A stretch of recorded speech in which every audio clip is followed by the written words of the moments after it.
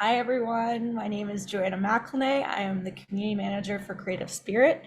I also am an individual with dyslexia and ADHD, and I'm really excited to be back to talk to an incredible individual today, Jamie Shields, who is the lead ERG at AMS in the UK. And correct me if I'm wrong. And we're very excited to get to know him a little bit more about his ERG and a lot more about blind awareness or visual impaired accessibility. And we also have my colleague Minalcom Rapern. So I'm going to turn it over to you to introduce yourself, and then Jamie, you can go ahead and introduce yourself after Minalcom. Hi, I'm Menachem. I'm the communications manager for Creative Spirit, and I handle like the writing and editing and end of things. And yeah, so Joanna and I we work together and collaborating on that aspect. So yeah. Hi, so my name is Jamie. I am a global disability lead. So I was UK based until about a month ago. I got promoted, which is great. So I am a global disability ERG lead, and I'm also a disability inclusion coordinator. It's quite a mouthful. I am registered blind. I have a disability, but I'm disabled by society. And I am also neurodivergent. I am ADHD, or have one of the two.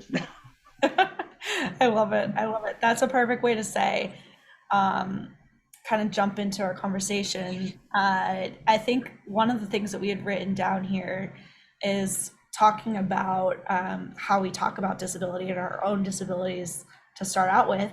Minalcom, I don't know if that might be a good place to start. If you want to kick it off, About having a disability. how we talk about disability. Oh, you mean talking about me personally, or just what do you mean by Yeah. talking about disability? Um, well, I mean, I was diagnosed with having Asperger's, so it's kind of my disability. I don't know. And that, like, when we talk about it, for example, like I'll say I'm ADHD and dyslexic, and you'll Yeah. say, Right. Okay. Yeah. yeah, Right. Um, what am I? Okay. I don't understand what I'm supposed to be saying. you're okay. Yeah. This is like a perfect example of how we like blend our Yeah. communication styles. So I love it. Do Yeah. you want to just go with the first question? Yeah. Sure. So the first question is, what's your perspective on what it means to lead in ERG? So for an ERG, so for employee resource group, so it's essentially, to me, it's a community. So I started my journey at AMS. I had really struggled with disclosing my disability. I'm being registered blind. I need workplace accommodations. I need to make sure I'm getting support, and I never really got that in the past. So I really struggled, and I had this whole issue about identity. So for me, when I joined AMS, people were talking about disability for the first time, and I kind of was like, "I'm talking about, I'm one of those people." So I kind of had this weird realization that, oh my God, it's okay to talk about this. So I started talking, and then that talking kind of turned into ranting, saying this isn't right, we need to fix this, or this recruitment process isn't accessible, why don't we try this instead? And for the first time, I think, in my life, I was speaking really openly about it, and I was asked to lead our global ERG for disability and co-lead our neurodiversity ERG. And for me, I jumped at the chance, and then I was like, okay, what's this role? Do I get a budget? What do I get this? Like, this sounds really fancy. But for me, then I realized quite quickly that my role wasn't really about me, or it wasn't really about what I wanted from it. It was really about what I could give to it and how I could empower others. So for me, an employee resource group is, every business needs them. If you don't have them, you need to go get one. They are a community of people with lived experience, allies, advocates, people who want to learn and make change. So for me, I want to empower the individuals with lived experience, because we have disability training, right? And usually some people who don't have the lived experience, and they're telling us with our disability how we should be. So for me, I went, no, this is wrong. We need to be utilising these ERGs. We need to be empowering people. So we've had numerous sessions this year, people talk about the disabilities, but for me, it comes back to that empowering. An ERG is a community that empowers each other. It raises awareness. It brings about change for business. Typically, it is offside of your desk. I've been very fortunate now to be in a paid position to do it, which is only one part of my role. But, you know, to be in a position where companies invest in that is so rare. Yeah. Yeah, it's definitely, I definitely agree with, that's ERGs can be really valuable and promote, helping with inclusion and everything. So I think with inclusion as well, especially with businesses, we hear businesses talk about diversity, equity, inclusion, or we hear justice, equity, diversity, inclusion. There's all these little acronyms running around for inclusion, and we hear businesses talking about it, which is really great, but they exclude disability. And by excluding disability, they'll say, oh, we're going to focus on women this year. Great, but what about every other D&I group? What about all these other people? And then they will do events and they'll do webinars, they'll do marketing campaigns, and it's not accessible. And to me, I think that I stands for inclusion. And by not making your content accessible, by not making sure your comms or your internal organizations accessible, you're not inclusive. So for me to have a disability ERG and to have those people with lived experience saying this isn't right is so invaluable. Like I do a podcast beside my desk and we talk about recruitment, we talk about culture and businesses and how they can drive it. And for me, if a business doesn't have one, and if you're a disabled person, somebody neurodivergent, look for businesses that have them, because that's where you are going to be valued. Because if a business is prepared to set that up and support and facilitate, then that's a business who wants to invest in you. If you're going into a business who isn't going to do that, run for the hill. yeah, right. Yeah, definitely. Joanna, can you? Yeah, absolutely. So one of the other things I think is really interesting is, you mentioned how we talk about disability for ourselves personally, but how at AMS are you guys talking about disability in the workplace? How should we be talking about it? Is there places we can do better? What's the most confusing terms or things that people are uncomfortable to talk about, just through your experience? I think one of the things I've learned is by region is so specific. Like disability, I tell everybody, is a minefield. Like you're gonna upset somebody, you're gonna call somebody the wrong name or refer to them the wrong way, and it's a minefield. And I think one of the things we, firstly, as somebody living with disability, that we need to do is we need to get comfortable that sometimes people are going to get it wrong. And rather than scold this person and say, oh, you're doing wrong, da, da, da, da. I've done that in the past. I've turned into the Hulk. It doesn't help. People don't respond well to it. But when we kind of step back and say, right, how can I use this moment to teach this person? How can I make this better?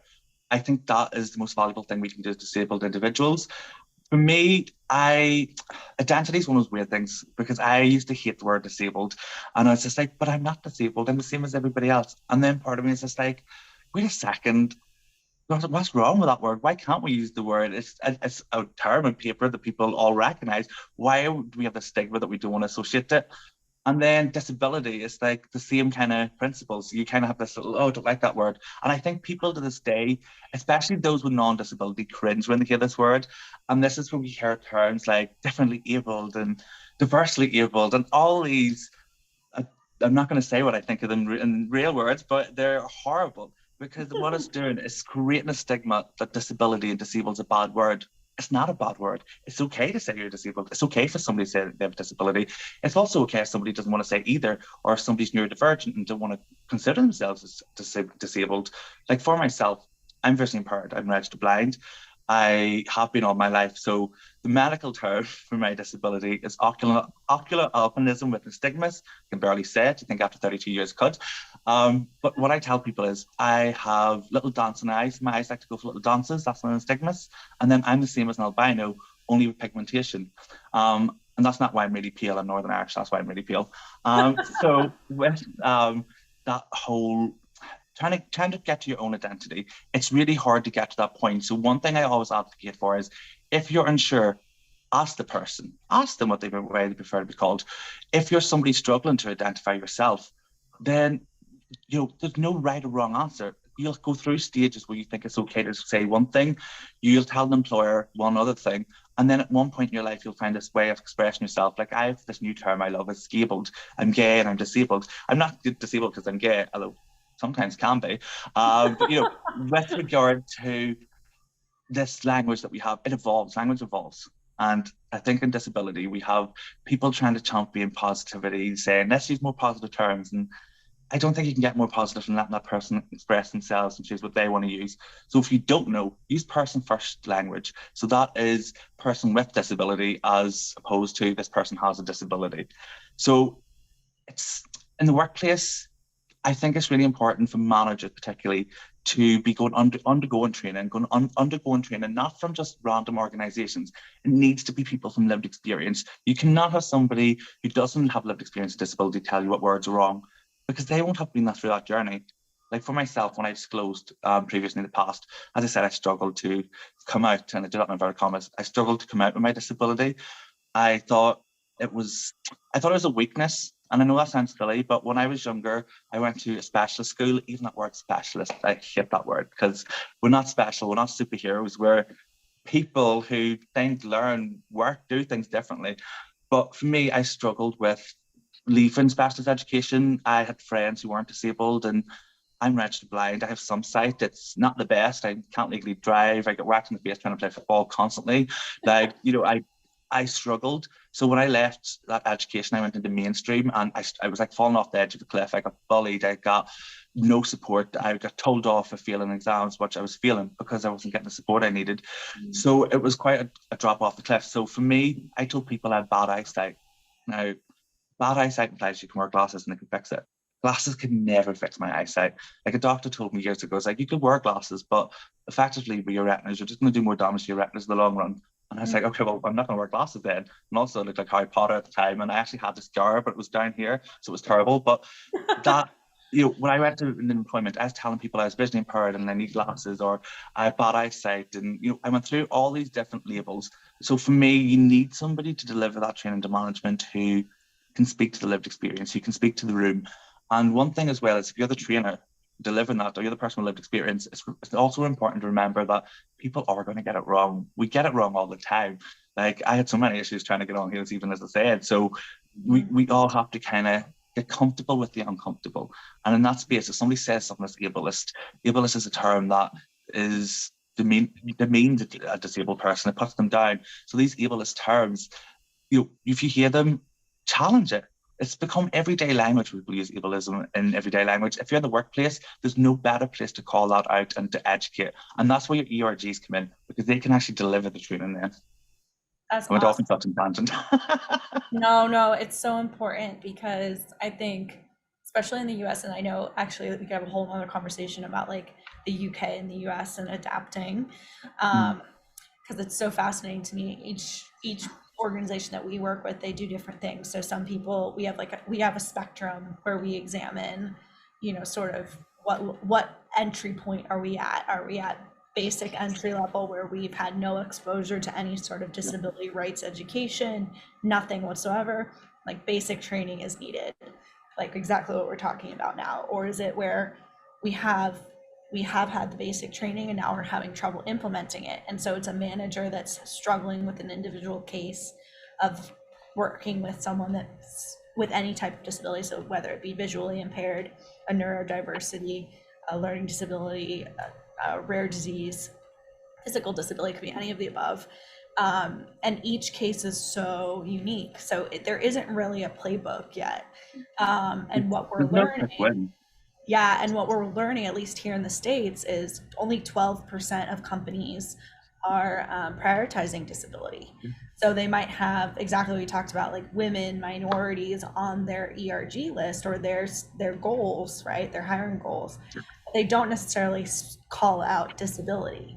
And that's a huge issue that we're working on in the States. So it's huge as well, as well as conversations. That's something because I work my role within disability inclusion. I'm actually trying to at the moment look at the adjustments in the state, and one of the things I always do, I come from a sourcing background, which is almost like headhunting. I used to go find people for jobs and recruitment, and now I kind of moved up the rank to get into disability. Well, not moved up the rank, I completely took a sidestep and then went down another street. But for me, I like to go source information and look what good looks like. And one thing I think that we really struggle with is companies talk a talk. They talk a talk when it comes to inclusion. And when you look at companies' websites, 80% of companies, or is it 80, over 80% of company websites are inaccessible. And that was from Forbes, who released that information. And it's like, okay, you want to hire disabled people. Yes, that's great. But how do you retain us? Because your recruitment processes aren't accessible. If you suddenly change or do a pilot, and I do that again in inverted commas, companies have this great thing where they work with a charity or a group and do a round of hiring, and then suddenly it drops off the face of the earth. But if you have this one created entry point and you're doing all these other things for other groups and you're not including everybody, because let's face it, disability is so intersectional. It intersects with every other individual. It doesn't discriminate against age, colour, gender. Disability can affect anybody. And it's actually funny again, because 80% is my favorite number here, apparently. 80% of us will acquire a disability in our lifetime, whether that be long term, short term. We all have to start thinking about this. And when organizations are saying we're inclusive and we want to support disabled people, and there's no representation, in the business, it's like, well, why would I want to work for you when you have nobody who I can see myself in? And I think that's one of the biggest problems with companies, is that representation, getting leaders to feel comfortable to hold those conversations. And I think for me, again, it also comes into ERGs, and this is why I'm such an advocate for them. You should have somebody within that organization, somebody who is ideally at senior level. So for AMS, we have Maxine, who is our ERG exec sponsor, and her role, she is our head of MEA. So she's quite really high up in the food chain. I don't know why I said food chain there, but you know what I mean. So she's quite high up, and she is so dedicated to making sure that she spends time each month to make sure that we are driving inclusion. And she'll be the first to say we're not doing this right, but how do we learn from this? And she empowers the people and helps drive those conversations behind the scenes. And I think it's so vital for businesses to really have somebody who maybe doesn't have lived experience, if they don't have it, but really help them drive this. If you have leaders with lived experience, create a culture that empowers them to feel that they can disclose. Because if somebody isn't feeling comfortable at disclosing, that's not on them, that's on you. You haven't created a place that makes them feel comfortable to do so. So for me, this talk of inclusion, and that's actually what you call my podcast, that thing called inclusion, because everybody talks about inclusion, but not disability inclusion. 15% of the world lives with disability in some form. Why aren't we changing and making everything accessible for this? And again, it's the most intersectional group.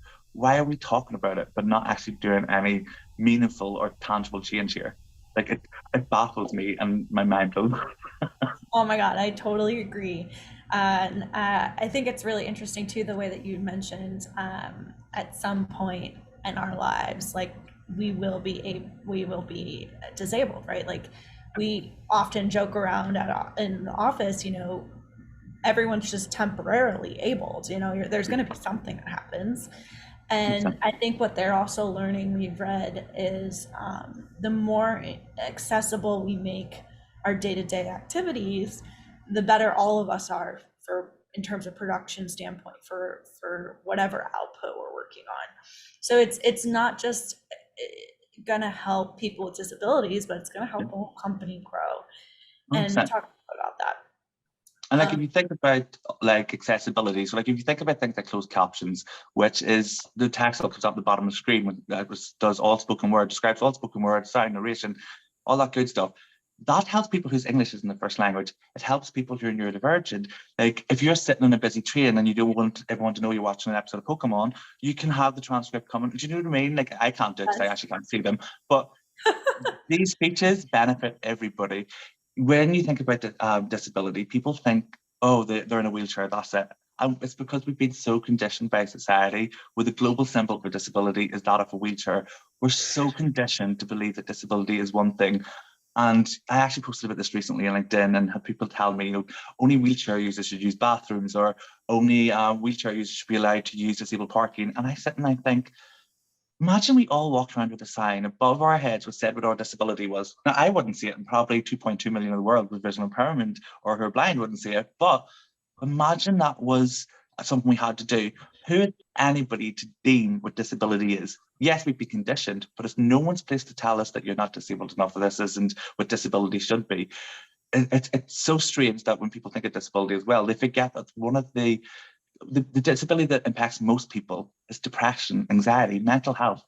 we all will, at some point in our life, will have a point where we have to encounter this. And I think that people sit back and think, oh, I'm not disabled, or this isn't that, or I broke my leg, I can't do this, I'm not disabled. You are disabled. If you've broken a limb, you're disabled. You require extra support. You require adjustments. If you have mental health, like I've suffered really badly in the past with bullying due to my mental health. And when I look back at it and I think, oh, that wasn't disability, but I think, initially I didn't think it was disability, but now when I look back, I'm like, my mental health really did disable me because I wasn't socializing. I wasn't allowing myself to talk about my disability. It was my own fault, really. Well, not my own fault, because obviously you can't do it, but I think not disclosing and having those struggles of identity with disability really impacted that. But for me, I think that we need to make people feel comfortable to recognize what disability is. We need people to feel empowered to talk about their disability, because the more we talk about it and the more we shout at people to listen to us for accessibility, the more they're going to have to listen.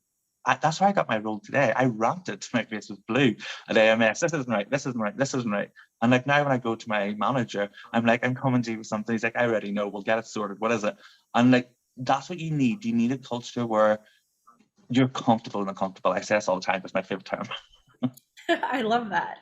No, I think that's fantastically well said. And just even thinking about my own journey, I struggle with depression and anxiety still to this day. And it's part of being disabled is coming to terms with exactly what you said, your identity as someone with a disability, whether it doesn't matter when you get, I was diagnosed my 3rd year in university. So it took a long time to figure out what was going on. And to not have that information growing up was hard. And so reconciling, the missed opportunities, that was a process. And then, it's a lot of acceptance, and to not have your acceptance extended to a workplace to me seems so backwards, because that's the place we spend 90% of our day usually, especially in the States and the UK. So I feel like if we can't be ourselves at work, how can we be expected to perform to the same standards as everyone else? It all goes back to that value. Like at AMS, we have this value. And before I even joined AMS, before I even said this, I used to think values would talk. I used to say values are cheap. Now I work in recruitment. I'm like, if you're going to apply for a job at a company, go look at every one of their values, be able to like talk that, relate it back to yourself. Interview tip there. But for me, I think that when I look at values, we have a value that is authentic. And I think of that. And I used to, when I started AMS, I didn't really think nothing about it. But obviously, if I kind of progressed in my career, I've been there now over 3 years, and I think, wow, I am authentically myself. And for the first time in my life, my friends, my family, my partner, everybody tells me, it's just like, you talk about your disability now. In fact, you talk about it too much. Now just shut up now, please. You're watching TV.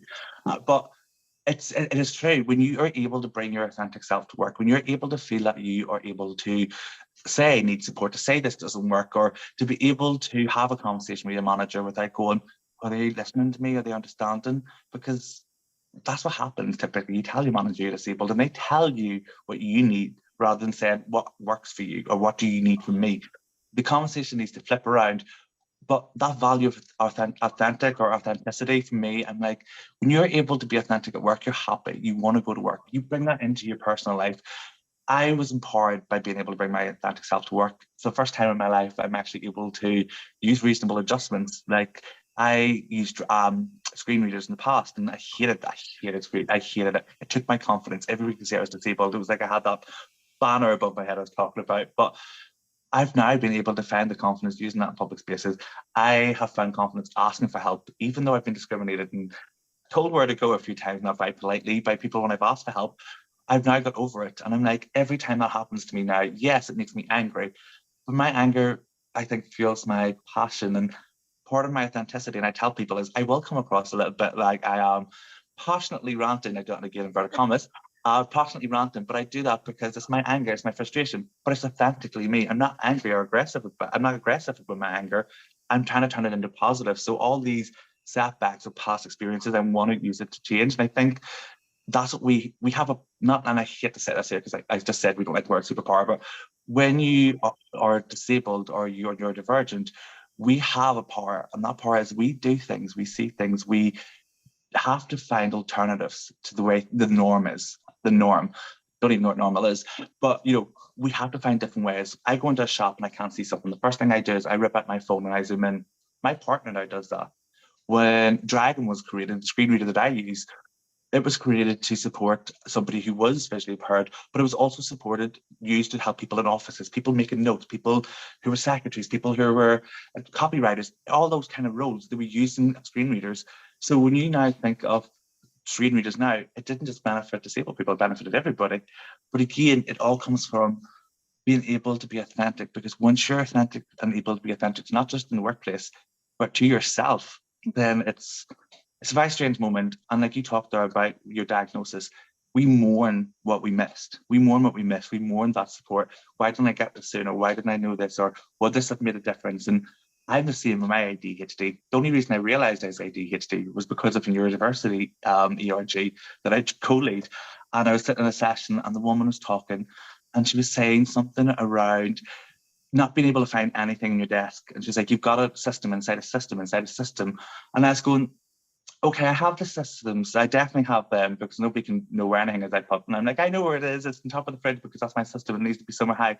Like, it's weird. And it was all these little traits. And she started then talking about repetitiveness. You know, you'll hear something or you'll suddenly just cut off the conversation. You'll think someone's been rude to you. It's all these little things. And I was sitting going, oh my God, that's me. And then I started thinking about all these times in my life since. And I'm like, I've reacted in ways that people have told me is wrong. I was diagnosed with depression a lot of times. I was told I was anxious a lot of times. And I'm like, wait a second, a lot of this kind of came back because I wasn't processing what I was thinking. So nobody around me knew nobody else around me knew it. And when I told my mum I thought I had ADHD, she said, I just thought you were a wee bit quirky because, you know, you're disabled and you're gay and you've always been a bit quirky. And I was just like, no, like, did nobody realize I have 700 different conversations at once? Like, nobody tell me. And now when I tell people, they say, oh, we know. I'm like, it's the same when I come out as gay. People told me we know. And I always say to people, I come out 3 times. I come out, I'm gay, I'm disabled, I'm neurodivergent. So this whole coming out thing, people tell me every time, we know. I'm like, why didn't nobody tell me? What is every year the party?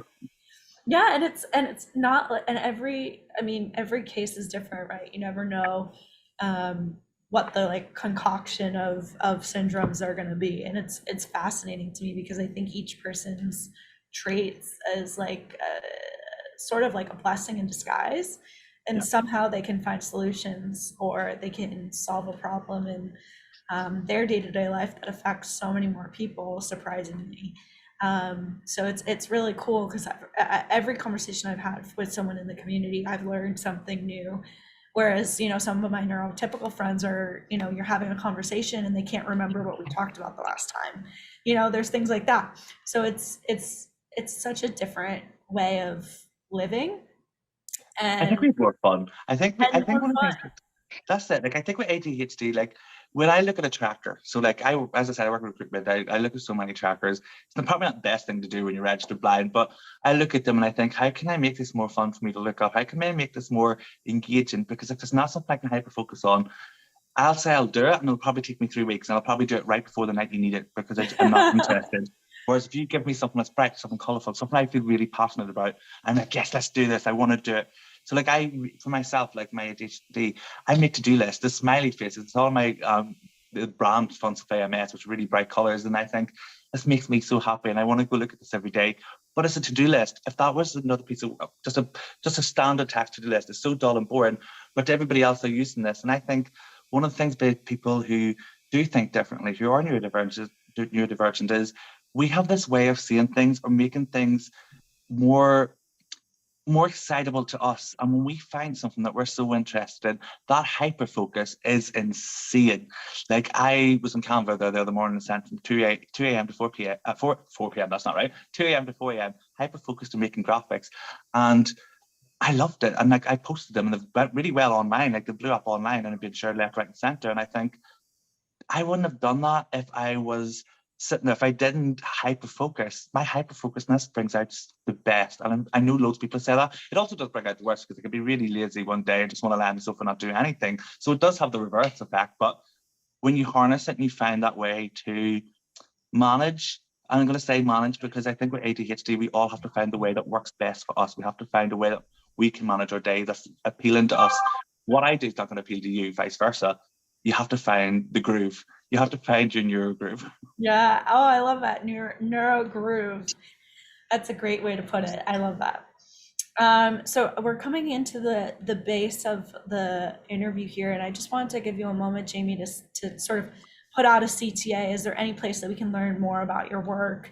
Any other, recommendations that people should do if they want to learn more about visually impaired accessible options, or anything that you'd like to just leave our viewers with as a final note?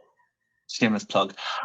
So if you want, like I think for myself, I try to be on every social media. Facebook, I absolutely despise. I think it's something I need to get rid of, and I probably will this week. Now I've said that. Twitter, you can find me on Twitter. It's just my name and then VI for visually impaired. Surprise. And then on LinkedIn, I post a lot on LinkedIn. And then I do my podcast, which is that thing called Inclusion. It's about recruitment. It's about inclusion. It provides businesses tips. It provides tips for job seekers. But to be honest with you, I just whatever way it's comfortable. If somebody have a question, reach out to me. I love sending voice notes, as you'll probably attest to. I love a good voice note. But yeah, check out my work if you want. I post about events I'll be speaking at. I've actually got quite a few. My post went viral the other day, and I've been invited to everything. And I'm like, I don't have time. My diary already looks like Congratulations. Oh no, That's it huge. sounds really good. When you say you went viral, it sounds really good. But then you look at the messages and you'll be afraid to play your Spotify. So on some day I couldn't play my Spotify all day because my notifications kept coming through. It's like, I don't know what to do. That could be overwhelming, I can imagine. Especially when you can't use your new phone. Yeah, exactly. I didn't know how to turn them off. I know, that's so true. Oh my gosh. Well, thank you so much for your time. We're so grateful to learn from you, and hopefully we can do another one of these soon. I feel like we could just talk for hours, and there's so many good events coming up that we could chat about in the future as well. So thank you for your time, Jamie and Malcolm, and we look forward to keeping in touch. Thank you so much to the both of you. It's been an absolute pleasure. Enjoy the rest of your week. Thanks. Talk soon.